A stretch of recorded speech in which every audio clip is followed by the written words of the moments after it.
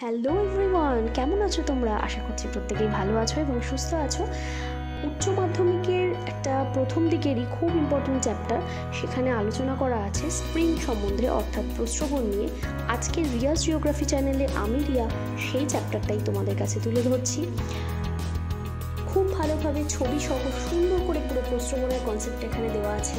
না কেটে পুরো ভিডিওটা সুন্দর করে দেখো, প্রয়োজনে 3বার 4বার দেখো। আশা করি এই টপিকটা নিয়ে তোমাদের আর কোনো রকম দুশ্চিন্তা থাকবে না। তাহলে চলো শুরু করে দেওয়া যাক। ভূ অভ্যন্তরের ভৌম জলের প্রবাহ ভীষণই ধীর গতিতে হয়। এই ভৌম জলের কিছুটা অংশ বাষ্পীভূত হয়ে যায় আর কিছুটা শিলাস্তরের মধ্যে থেকে যায়, আর বেশিরভাগ অংশটাই প্রস্রবণ রূপে কিন্তু বাইরে বেরিয়ে আসে।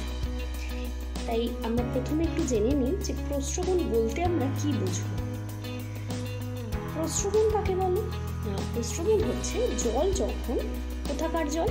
ভৌম জল, ভূ অভ্যন্তরের যে ভৌম জল সেটা যখন স্বাভাবিকভাবে, অর্থাৎ প্রাকৃতিক নিয়মে, কোনো কৃত্রিম উপায় বা মানুষের দ্বারা নয়, কিন্তু প্রাকৃতিকভাবে ভূপৃষ্ঠের বাইরে বেরিয়ে আসছে, তখন সেটাকে আমরা বলবো প্রস্রবণ।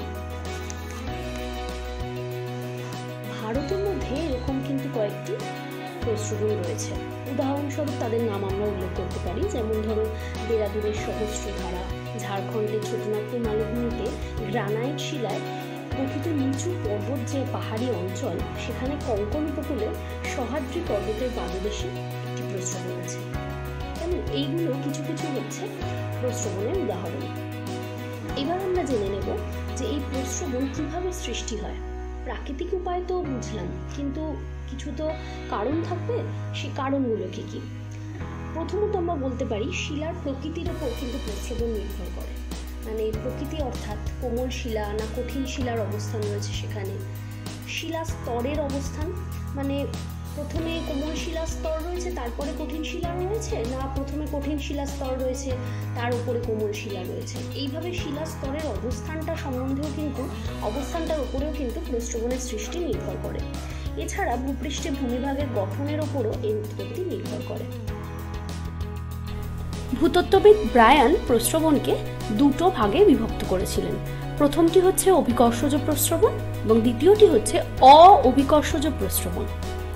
এবার অভিকর্ষজ প্রস্রবণের কতগুলো ভাগ আছে আবার, আর অভিকর্ষজ প্রস্রবণেরও কতগুলো ভাগ আছে, তোমরা এই চার্টটার মধ্যে দেখতে পাচ্ছ। তোমরা একটা কাজ করতে পারো, এইরকম চার্ট করে তার মধ্যে পাশে পাশে একটা করে উদাহরণও লিখে নিতে পারো, তাহলে সেই জিনিসটা খুব সহজেই তোমাদের কাছে মনে থাকার মতন হবে। আচ্ছা, একটু ভাগ অনুযায়ী বলে দিই আমি, তারপরে প্রত্যেকটা পয়েন্টকে ইলাবোরেট করছি। অভিকর্ষজ প্রস্রবণ হচ্ছে অভিকর্ষজ টানে যে ভৌম জলটা বাইরে বেরিয়ে এসে প্রস্রবণের সৃষ্টি করছে, ঠিক আছে?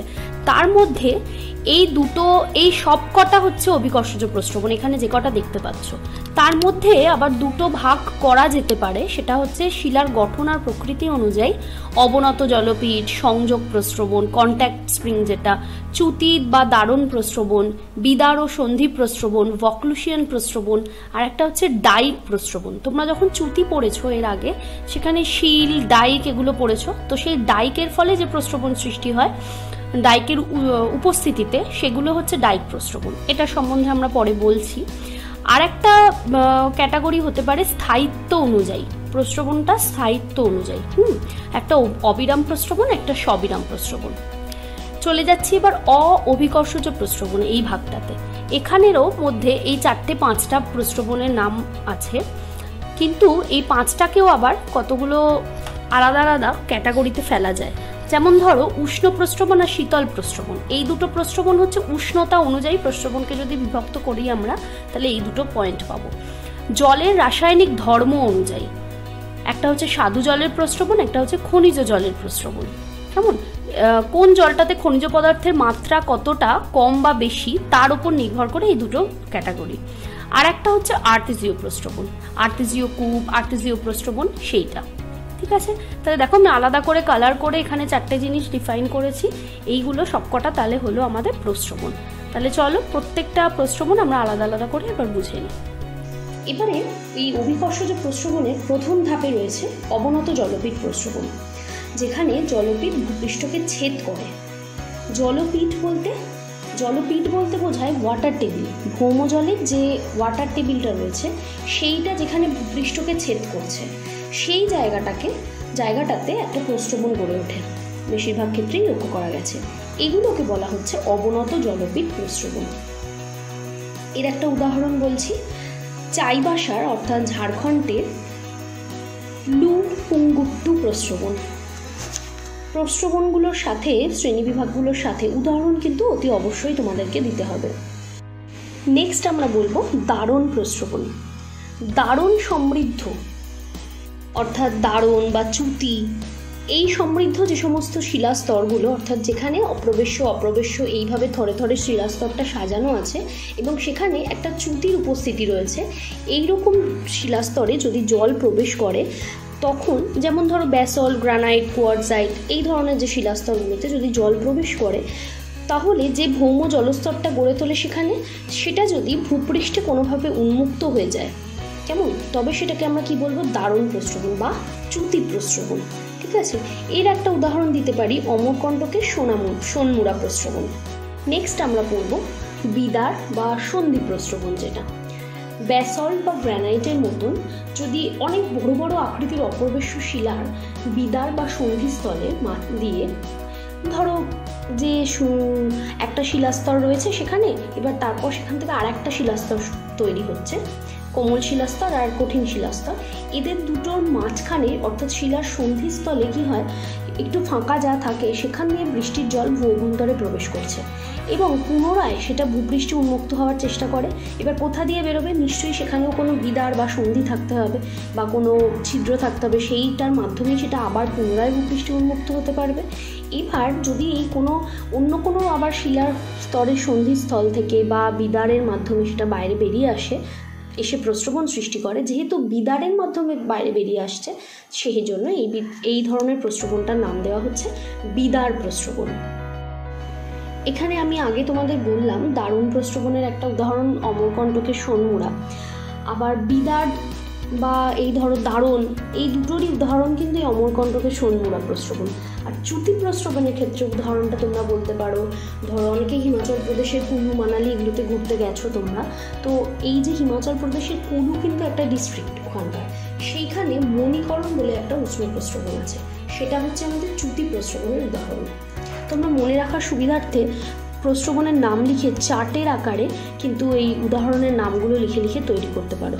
তোমরা যদি চাও সেই জিনিসটা আমি তোমাদেরকে প্রোভাইড করি, তোমরা কিন্তু অতি অবশ্যই কমেন্ট সেকশনে আমাকে সেটা জানিও। ভক্লুশিয়ান প্রস্রবণ। ভক্লুশিয়ান প্রস্রবণ কাকে বলে? চুনাপাথর বা ডলোমাইট গঠিত অঞ্চলে বৃষ্টির জল বা নদীর জল শিলার দারণ বা ফাটল এগুলোর মধ্যে দিয়ে ভূগর্ভের মধ্যে প্রবেশ করছে। এর ফলে কি হচ্ছে, চুনাপাথর ওখানকার যে জলটা সেগুলো কিন্তু চুনাপাথরের দ্রবীভূত হচ্ছে, কেমন, জলের মধ্যে চুনাপাথরটা মিশছে। এবার কি হচ্ছে, ওই শিলার ফাটলটা ক্রমশ দুদিকে প্রসারিত হচ্ছে।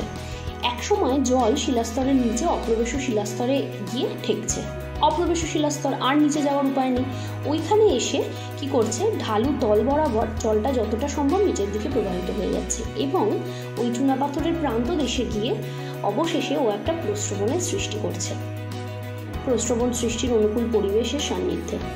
এইভাবে ভূগর্ভের জল চুনাপাথরের প্রান্ত দেশে প্রস্রবণের সৃষ্টি করছে। এই রূপে সৃষ্ট যে প্রস্রবণগুলো সেগুলোকে আমরা ভক্লুশিয়ান প্রস্রবণ বলবো।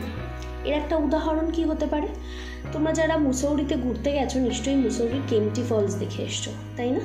এই কেম্পটি ফলসের উৎপত্তি স্থলটা এই ধরনের প্রস্রবণের উদাহরণ। ক্লিয়ার? এবার তোমাদের বলছি ভক্লুশিয়ান প্রস্রবণ এই ধরনের নামকরণ হয়েছে কেন। এটার কিন্তু দ্রবণ প্রস্রবণটাও একটা নাম। দ্রবণ কেন? যেহেতু চুনাপাথরটা মিশছে জলের মধ্যে, ঠিক আছে? আচ্ছা, এই দ্রবণ প্রস্রবণ বা ভক্লুশিয়ান প্রস্রবণ যেটা, এই ভক্লুশিয়ান নামকরণটার কারণ কি? তার কারণ হচ্ছে ফ্রান্সের রোন উপত্যকায় ফন্টেন দ্য ভক্লুস নামক প্রস্রবণ থেকে এই নামটার উৎপত্তি হয়েছে। তারপর থেকে এই ধরনের প্রস্রবণগুলোর নাম হয়েছে ভক্লুশিয়ান প্রস্রবণ।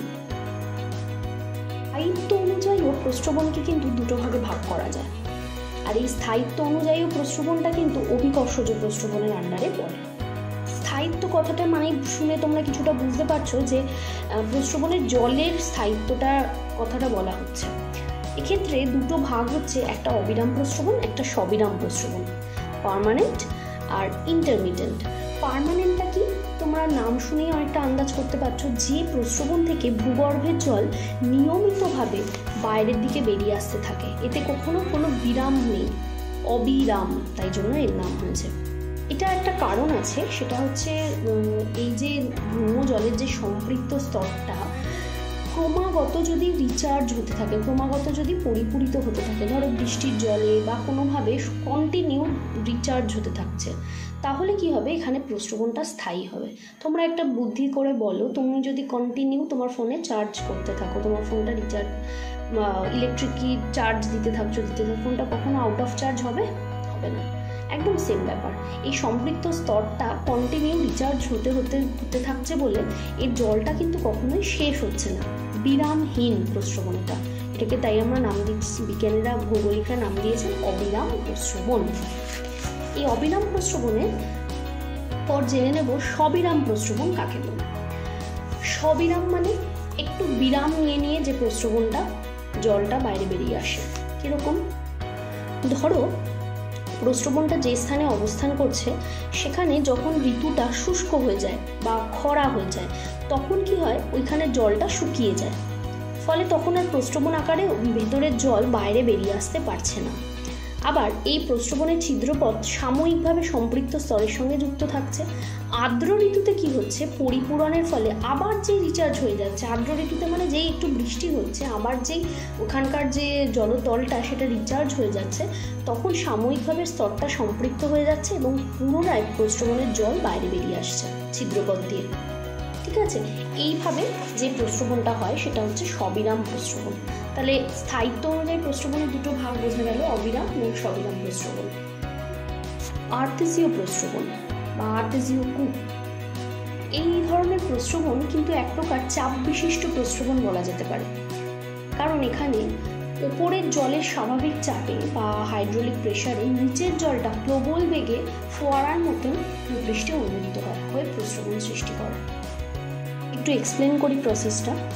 কোনো ভাঁজযুক্ত অঞ্চলে, ঠিক আছে, যেখানে ভাঁজ আছে, এরকম ভাঁজযুক্ত অঞ্চলে দুটো অপ্রবেশ্য শিলাস্তরের মধ্যে, খুব ভালো করে বোঝো, দুটো অপ্রবেশ্য শিলাস্তরের মধ্যে একটা প্রবেশ্য শিলাস্তর অধোভঙ্গ আকারে বা অধোভাঁজের আকারে যদি অবস্থান করে, এই পরিবেশটা খুব ইম্পর্টেন্ট।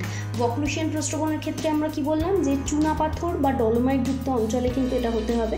এর ক্ষেত্রে আর্তেজীয় প্রস্রবণের ক্ষেত্রে ক্রাইটেরিয়াটা কি, দুটো অপ্রবেশ্য শিলাস্তরের মাঝে থাকবে প্রবেশ্য শিলাস্তর, আর এরা অবস্থান করবে কীরকমভাবে, অধোভঙ্গের আকারে বা অধোভাঁজের আকারে। ক্লিয়ার? এবং প্রবেশ্য শিলাস্তরের অন্তত একটা দিক ভূপৃষ্ঠে উন্মুক্ত থাকতে হবে। তাই যদি থাকে তাহলে প্রবেশ্য শিলাস্তরের যে সঞ্চিত জলটা প্রবল চাপে নিজে থেকেই ফাটল বা যাই হোক ছিদ্র এসবের মাধ্যমে কি হবে, বাইরের দিকে ভূপৃষ্ঠে বেরিয়ে আসবে, এসে একটা প্রস্রবণ সৃষ্টি করবে। এটাকেই আমরা কি বলবো, আর্তেজীয় প্রস্রবণ। বকলুশিয়ান প্রস্রবণের মতন এই আর্তেজীয় নামটাও কিভাবে এসছে সেটাও আমি তোমাদের বলছি। ফ্রান্সের আর্টেজ অঞ্চলে দ্বাদশ শতাব্দীর প্রথম দিকে এই ধরনের কূপ খনন করা হয়েছিল। এটাই সর্বপ্রথম রেকর্ডেড একটা আর্তেজীয় কূপ। এই অঞ্চলের নাম থেকেই এই কূপটার নাম বা প্রস্রবণটার নামকরণ হয়েছে আর্তেজীয় প্রস্রবণ। কেন? উষ্ণতার তারতম্য অনুযায়ী প্রস্রবণকে দুটো ভাগে ভাগ করা যায়, একটা হচ্ছে শীতল প্রস্রবণ, একটা হচ্ছে উষ্ণ প্রস্রবণ। এই যে উষ্ণতা অনুযায়ী ভাগটা করছি, এটা কিন্তু আবার অভিকর্ষজ প্রস্রবণের উদাহরণ। কেমন? আচ্ছা, এবার প্রথমে শীতল প্রস্রবণ বলতে কি বুঝি সেটা আগে জানবো, কারণ উষ্ণ প্রস্রবণটা পরে বলবো, কারণ ওটা সম্বন্ধে বেশি কিছু জানার আছে। শীতল প্রস্রবণ কাকে বলবো? যে প্রস্রবণ থেকে শীতল জল নির্গত হয় তাকে শীতল প্রস্রবণ বলবো। ভারতের উত্তরাঞ্চলে দেরাদুনে সহস্রধারা যে প্রস্রবণটি, সেটা একটা শীতল প্রস্রবণের কিন্তু উদাহরণ। নেক্সট জানবো উষ্ণ প্রস্রবণ। নাম শুনেই আন্দাজ করতে পারছি, যে প্রস্রবণ থেকে উষ্ণ জল নির্গত হয়ে আসে তাকে উষ্ণ প্রস্রবণ বলে। যেমন ধরো বক্রেশ্বরে আছে পশ্চিমবঙ্গে, বিহারের রাজগীরে আছে, তারপরে হিমাচল প্রদেশের সিমলার কাছে তাতাপানি, ঠিক আছে, মণিকরণ, কুলুর যে মণিকরণের প্রস্রবণটার কথা তোমাদের এর আগেও বললাম, এগুলো সব কিন্তু উষ্ণ প্রস্রবণ বা হট স্প্রিং। এই হট স্প্রিং, তোমাদের মনে নিশ্চয়ই প্রশ্ন আসছে যে কেন হট, কেন কোল্ড, তাই না? পারিপার্শ্বিক পরিস্থিতির জন্য। একটু বিস্তারিতভাবে জেনে নিই উষ্ণ প্রস্রবণ কেন, প্রস্রবণটা উষ্ণ হয় কেন। ফার্স্ট বলবো যে আগ্নেয়গিরি অধ্যুষিত অঞ্চলে ভৌমজল ম্যাগমার সংস্পর্শে এসে কিন্তু উত্তপ্ত থাকে। সেই রকম জায়গায় যদি কোনো কারণে প্রস্রবণ সৃষ্টি হয় এবং ভূপৃষ্ঠের জল বাইরে বেরিয়ে আসে, তখন কিন্তু সেখানে উষ্ণ প্রস্রবণের সৃষ্টি হবে। সেকেন্ড হচ্ছে ভৌমজল ভূগর্ভের বহু নিচে সঞ্চিত হলে তখন কি হয়, মানে ওই জলটা কেন্দ্রমণ্ডলের অনেকটা কাছাকাছি থাকার ফলে, আমি কি বললাম, ভূপৃষ্ঠের অনেকটা নিচে, যত নিচে যাবে তত কেন্দ্রমণ্ডলের কাছাকাছি চলে যাবে। এবার ভেবে দেখো কেন্দ্রমণ্ডলের উষ্ণতাটা কতটা বেশি। এখানে তোমাদের বলি, কেন্দ্রমণ্ডল আর গুরুমণ্ডল, এই কনসেপ্টটা তোমাদের যদি ক্লিয়ার না থাকে, তোমরা ডেসক্রিপশন বক্সে লিঙ্ক দিয়ে দেওয়া থাকবে, সেখানে কিন্তু আমার এই রিলেটেড একটা ভিডিও আছে, সেটাও তোমরা অতি অবশ্যই একবার দেখে নিও। তো সেই কারণে যদি ভূগর্ভের অনেকটা নিচে সঞ্চিত জল প্রস্রবণের আকারে বাইরে বেরিয়ে আসে, সেক্ষেত্রেও কী হয়, ভৌম জলটা মানে প্রস্রবণের জলটা খুবই উষ্ণ হয়। ক্লিয়ার? এখানে উষ্ণ প্রস্রবণ বলতে গিয়ে গিজারের কথা উল্লেখ করতেই হবে। গিজার এক প্রকার উষ্ণ প্রস্রবণের উদাহরণ। গিজার কাকে বলে?